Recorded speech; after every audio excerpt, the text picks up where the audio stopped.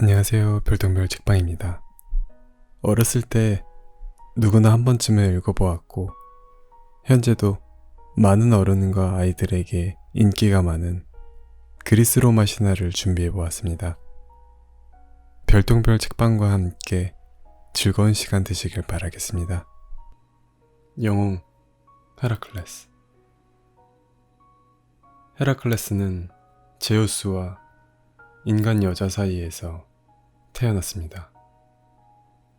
제우스의 아내 헤라는 언제나 헤라클레스를 못살게 굴었습니다. 헤라클레스가 갓난아기였을 때 헤라는 2마리의 뱀을 보내 헤라클레스를 죽이려고 했습니다. 그러나 힘이 센 헤라클레스는 뱀을 2손으로 목졸라 죽였습니다. 헤라클레스가 에우리스테우스 왕의 부하가 되었을 때 헤라는 에우리스테우스 왕에게 명령했습니다. 헤라클레스를 살려두지 말라. 헤라클레스는 힘이 셀 뿐만 아니라 아주 지혜로운 사람이었습니다. 에우리스테우스 왕은 어떻게 하면 헤라클레스를 죽일 수 있을까 고민했습니다. 그래서 에우리스테우스 왕은 헤라클레스에게 보통 사람이 할 수 없는 위험한 일을 시키기로 결심했습니다. 이것이 헤라클레스의 12가지 모험입니다. 첫 번째 일은 사람들을 괴롭히는 무서운 네메아의 사자를 죽이는 일이었습니다. 헤라클레스는 몽둥이와 활로 사자와 싸웠지만 도저히 이길 수 없다는 것을 알았습니다. 그래서 맨손으로 사자를 목졸라 죽였습니다. 헤라클레스가 사자를 어깨에 짊어지고 돌아오자 에우리스테우스 왕은 깜짝 놀랐습니다. 잘했다. 이번에는 히드라를 물리치고 오너라. 히드라는 머리가 어깨에 달린 괴물 독사였습니다. 헤라클레스는 몽둥이로 히드라의 머리를 하나씩 쳐서 떨어뜨렸습니다. 그런데 머리가 떨어진 곳에서 새로 머리가 2개씩 생기는 것이었습니다. 그래서 헤라클레스는 꾀를 냈습니다. 머리가 떨어뜨린 다음에 그 자리를 불로 태운 것입니다. 그랬더니 히드라의 머리가 더 이상 생기지 않았습니다. 세 번째는 아우게이아스 왕의 외양간을 청소하는 일이었습니다. 아우게이아스 왕의 외양간에는 소가 3,000마리나 있는데 30년 동안이나 청소를 하지 않아 무척 지저분했습니다. 그러나 헤라클레스는 이 일도 거뜬히 해냈습니다. 강물을 끌어들여 하루 만에 깨끗이 청소를 한 것입니다. 헤라클레스가 무슨 일이든지 척척 해내자 에우리스테우스 왕은 이번에는 무척 까다로운 문제를 냈습니다. 내 딸 아드메테가 아마존 여왕의 허리띠가 무척 갖고 싶다고 하니 그것을 가지고 오너라. 아마존은 여자들만 사는 나라였습니다. 아마존에서는 아들이 태어나면 죽이고 여자아이만 길렀습니다. 그러나 헤라클레스의 명성을 들은 아마존의 여왕은 그를 환영했습니다. 그리고 자신의 허리띠를 선뜻 내주었습니다. 헤라클레스는 배를 타고 무사히 아마존을 떠나려고 했습니다. 그런데 헤라가 아마존 여인의 모습으로 변신한 다음 사람들에게 헤라클레스가 여왕을 납치하려 한다는 헛소문을 퍼뜨렸습니다. 이 말을 믿은 아마존의 여인들이 헤라클레스의 배 쪽으로 몰려왔습니다. 깜짝 놀란 헤라클레스는 여왕이 자신을 배신했다고 생각하고 여왕을 죽인 후 허리띠를 가지고 돌아왔습니다. 다음은 에리테이아 섬에 살고 있는 붉은 소를 가져오는 일이었습니다. 이 소는 거인과 머리가 2개 달린 개가 지키고 있었습니다. 하지만 헤라클레스는 이 일도 무사히 마쳤습니다. 다음은 황금 사과를 따오는 일이었습니다. 그런데 이 황금 사과는 어디에 있는지조차 알 수 없었기 때문에 이제까지의 일 중에서 가장 어려웠습니다. 황금 사과 나무는 헤라가 땅의 여신으로부터 결혼 선물로 받은 것이었습니다. 헤라는 그것을 헤스페리데스 세자매와 잠자지 않는 용에게 지키게 했습니다. 많은 모험 끝에 헤라클레스는 아틀라스가 있는 산에 도착했습니다.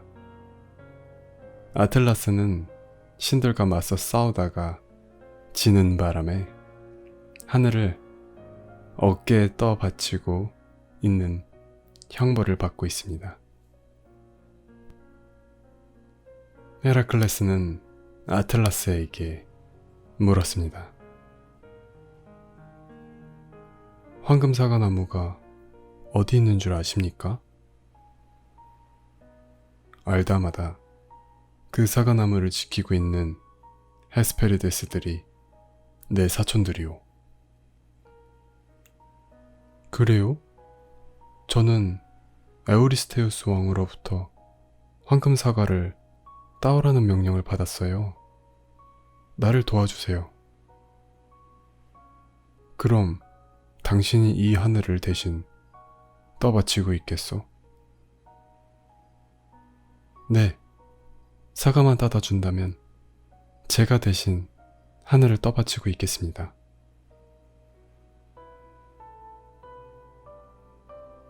무거운 짐에서 벗어나고 싶었던 아틀라스는 기꺼이 황금 사과를 따가지고 돌아왔습니다. 그런데 아틀라스는 자기가 황금 사과를 에우리스테우스 왕에게 가져다 줄 테니 헤라클레스에게 하늘을 대신 떠받치고 있으라고 억지를 부렸습니다. 헤라클레스는 잘못하면 영원히 하늘을 떠받치고 있어야 할 판이었습니다. 그래서 꾀를 내어 말했습니다.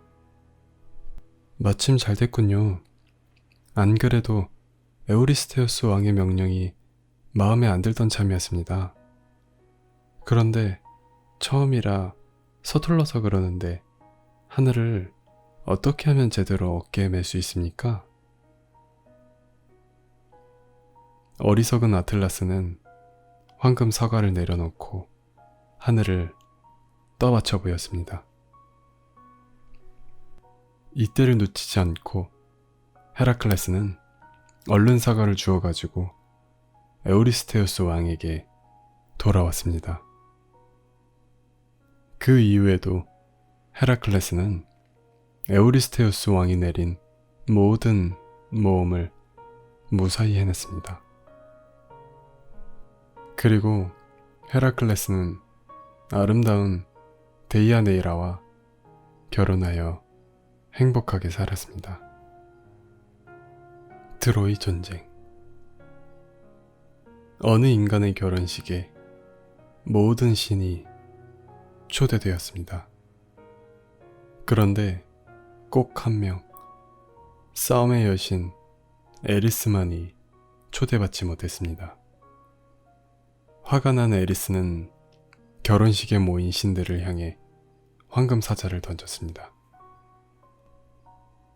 이 사과는 가장 아름다운 여신을 위한 것이요. 그러자 헤라와 아프로디테와 아테네가 자신의 가장 아름다운 여신이라고 뽐내면서 사과를 갖기 위해 싸웠습니다. 결국 그들은 제우스에게 판결을 내달라고 했습니다. 제우스는 이 심판을 이다산의 파리스라는 아름다운 양치기에게 맡겼습니다. 우아한 공작을 앞세운 헤라가 파리스 앞에서 말했습니다. 나에게 저 황금 사과를 주면 권력과 재산을 주겠노라. 갑옷으로 무장한 아테네가 말했습니다. 네가 전쟁을 할 때마다 항상 승리와 명예를 안겨주마. 마지막으로 미의 여신 아프로디테가 달콤한 목소리로 말했습니다. 세상에서 가장 아름다운 여자를 아내로 삼게 해주마. 파리스는 아프로디테의 말에 솔깃하여 그녀에게 황금 사과를 주었습니다. 헤라와 아테네는 화를 내면서 파리스를 저주했습니다. 아프로디테는 파리스와의 약속을 지키기 위해 그를 그리스의 스파르타로 보내주었습니다. 스파르타 왕 메넬라우스의 아내 헬레네는 세상에서 가장 아름다운 여자였습니다. 파리스는 헬레네를 유혹하여 트로이로 데려왔습니다. 화가 난 메넬라우스는 트로이로 쳐들어가 아내를 되찾기로 결심했습니다. 메넬라우스는 용감한 용사들을 모집했습니다. 대부분이 헬레네를 구하기 위해 나섰지만 두 용사만이 거절했습니다. 그들은 그리스에서 가장 용감하고 유명한 오디세우스와 아킬레우스였습니다. 오디세우스는 아름다운 여인과 결혼하여 행복하게 살고 있었기 때문에 전쟁에 참가하고 싶지 않았습니다. 그래서 오디세우스는 미치광이 흉내를 냈습니다. 그는 나귀와 황소를 쟁기에 메고 씨앗 대신 소금을 밭에 뿌렸습니다. 메넬라우스는 오디세우스를 시험해 보기 위해 그의 어린 아들을 쟁기 앞에 놓았습니다. 오디세우스는 차마 아들을 다치게 할 수 없어 쟁기를 옆으로 돌리고야 말았습니다. 더 이상 미치광이 노릇을 할 수 없게 된 오디세우스는 전쟁에 나가기로 했습니다. 또 한 명, 아킬레우스는 용감하고 뛰어난 용사였습니다. 아킬레우스의 어머니는 바다의 여신 테티스였습니다. 아킬레우스가 갓난아기였을 때 어머니 테티스는 그를 스틱스 강물에 담갔습니다. 스틱스 강물에 몸을 담그면 몸에 상처가 나지 않는 불가의 몸이 되기 때문이었습니다. 아킬레우스는 어머니가 잡고 있던 발 뒤꿈치를 제외하고는 그의 몸 어디에 상처를 입어도 죽지 않았습니다. 그런데 아킬레우스는 트로이 전쟁에서 죽을 운명이라는 예언을 받았습니다. 아킬레우스는 전쟁에 나가지 않으려고 여자처럼 분장을 하고 리코메데스 왕의 궁전에 몰래 숨어 있었습니다. 사람들은 아킬레우스를 찾기 위해 상인으로 변장을 하고 리코메데스 궁전으로 갔습니다. 사람들은 여자의 장식품을 펼쳐놓으면서 그 속에 무기도 몇 개 넣어두었습니다. 여자의 장식품에 아무 관심을 보이지 않던 아킬레우스는 무기를 보자 눈을 빛내며 그것을 만지작거렸습니다. 사람들은 이를 알아채고 아킬레우스를 찾아냈습니다. 결국 아킬레우스도 트로이 전쟁에 나가게 되었습니다. 드디어 메넬라우스의 형 아가멤논을 총사령관으로 하여 그리스의 수많은 용사들이 트로이를 향해 출발했습니다. 사실 파리스는 트로이의 왕자였습니다. 그런데 파리스가 태어날 때 그로 인해 트로이가 멸망한다는 징조가 전해져서 남몰래 양치기로 키워진 것이었습니다. 그리스가 트로이로 쳐들어온다는 소식이 전해지자 트로이의 첫째 왕자 헥토르는 전쟁을 위한 만반의 준비를 했습니다. 그리스군과 트로이군의 전쟁은 무려 9년이 넘게 계속되었습니다. 그리스군과 트로이군의 전쟁에는 신들과 여신들도 많은 관심을 가졌습니다. 특히 헤라와 아테네는 파리스가 자신을 무시했다는 안가품으로 그리스군의 편을 들었습니다. 반대로 아프로디테는 트로이군의 편을 들었습니다. 전쟁이 계속되면서 트로이군의 총사령관이었던 헥토르가 아킬레스에 의해 죽었습니다. 이에 화가 난 파리스는 아킬레우스를 향해 독약을 바른 화살을 쏘았습니다. 화살은 아킬레우스의 유일한 약점인 발 뒤꿈치에 꽂혔습니다. 화살을 맞은 아킬레우스는 죽고 말았습니다. 아킬레우스를 잃은 그리스군은 제대로 싸움도 못하고 우왕좌왕했습니다. 아킬레우스는 그리스군을 이끌던 영웅이었기 때문입니다. 트로이군은 이 틈을 놓치지 않고 반격을 가했습니다. 결국 그리스군은 전쟁에 지고 멀리 쫓겨나고 말았습니다. 그리스군은 힘으로는 도저히 트로이군을 이길 수 없다는 것을 깨달았습니다. 이때 오디세우스가 좋은 생각을 해냈습니다. 그리스군은 커다란 목마를 만들었습니다. 그리고 그것을 아테네 신전에 바치겠다는 소문을 냈습니다. 그런데 그 목마 속에는 무장한 그리스 군사들이 숨어 있었습니다.